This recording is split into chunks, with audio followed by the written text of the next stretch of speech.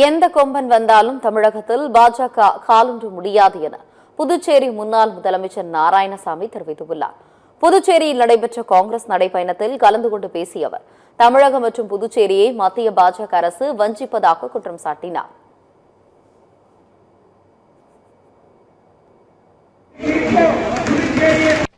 தமிழ்நாட்டில் எந்த காலத்தில் எந்த கொம்பன் வந்தாலும் பாரதிய ஜனதா அங்கே கால் விட முடியாது.